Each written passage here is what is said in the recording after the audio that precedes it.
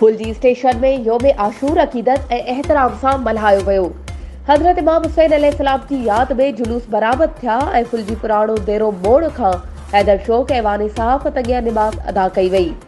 मजलिसे अज़ा ऐं ज़ंजीर ज़नी पिण कई वई ऐं आख़िरी मरकज़ी कलंदर इमाम बारगाह ते नहर थियो। होया ॻोठ पुराणो देरो हर साल जियां 10 मुहर्रमुल हराम ते मातमी जुलूस मरकज़ी इमाम बारगाह दरगाह सैयद वारिस अली शाह बुखारी खां बरामद थियो। दरगाह ते मजलिस बर्पा कई वई। ज़ंजीर ज़नी ऐं मातम या हुसैन जूं सदाऊं बुलंद कंदे मुख़्तलिफ़ रूट्स मां गुज़रंदे आख़िरी मरकज़ी इमाम सैयद वारिस अली शाह बुखारी ते नहर थियो।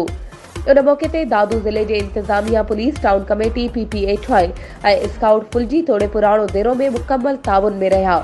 मजलिस ऐं मातम करे वाक़िआ करबला ते रोशनी विधी वई।